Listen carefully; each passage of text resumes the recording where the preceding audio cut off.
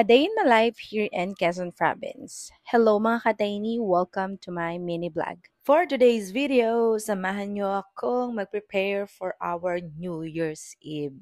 Ayun, marami nga kaming ihahanda ngayong New Year's kasi I decided to save money for this kind of holiday and napaghandaan ko talaga siya kasi gusto ko nga mag-gather yung family ko in a way na as in nandun kami lahat.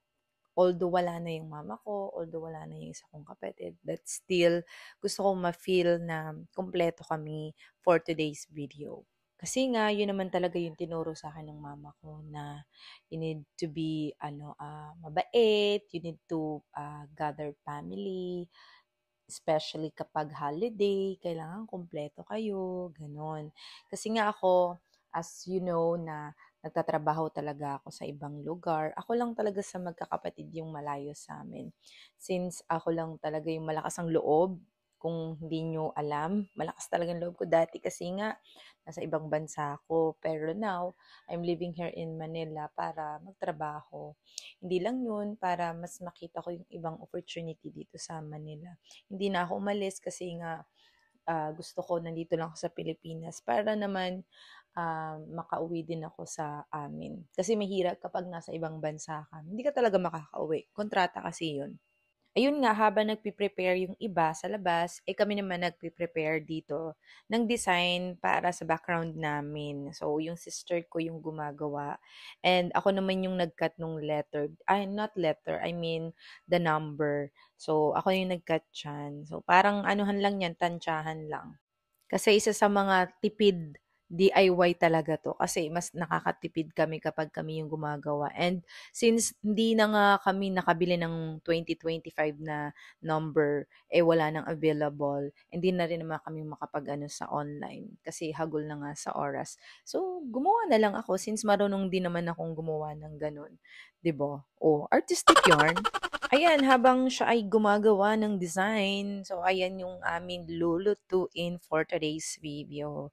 So, isa sa mga pinaka magandang holiday is ang New Year talaga kasi ang daming ganap and not only that maraming handa talaga. Hindi lang ikaw yung maghahanda kundi yung mga kapitbahay mo din may handa, 'di ba? O 'di ba bongga?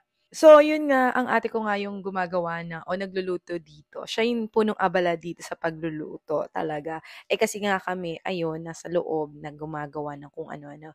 And syempre, yung sister ko ay mahilig din sa mga superstitious. Like, ayan, kapag naglagay ka nga ng itlog, then money with ribbon, siswertehin ka daw this 2025. So, siya yung punong abala kasi naniniwala siya. And naniniwala din naman ako. And ayan, sobrang dami naming handa for today's video kasi pinaghandaan ko lang yan talaga. And at the same time, pinag-ipunan ko yan kasi sabi ko nga gusto kong mag-gathered kami ng buong pamilya Graho. And not only that, ayan, gusto kong magbigay ng blessing sa family ko. Ayan nga, nagpaagaw ako after 12. Ayan, yung mga pamangkin ko, talagang nag-agawan sila and masaya sila. Although, konti lang yung coins ko kasi, alam mo yun, si mama kasi when she was alive, talagang nagpapaagaw siya. And ayan, after nga magpaagaw, nagbigay na ako ng mga regalo sa pamangkin ko, sa mga kapatid ko, at sa papa ko, syempre, hindi mawawala yan.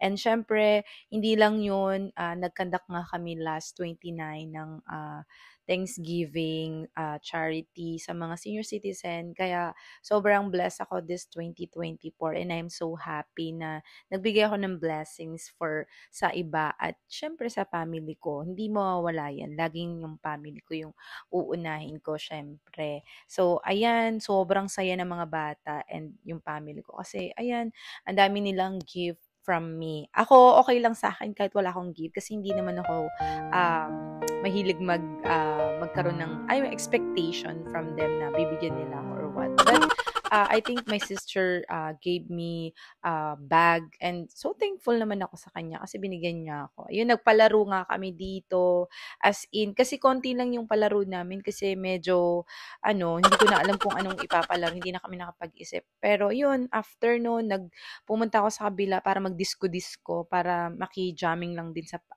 aking mga relatives, sa mga cousins ko. Ayan, nag-inuman kami after ko sa family ko. Ayan, 'di ba? Ang saya-saya lang, ang dami naming ganap this 2025 New Year's Eve. And may pa-disco talaga sila dito and we're really happy and have fun talaga inuman kami, karaoke kami at kung ano-ano pa. So, ayun lang mga ka-tiny. Sana nag-enjoy kayo for today's video. And don't forget to follow me and share and like this video. Kapag may mga suggestion kayo or recommendation, just let me know and I will do it. 'Di ba? Ganon! Take care, everyone. This is Tiny in the house. Bye!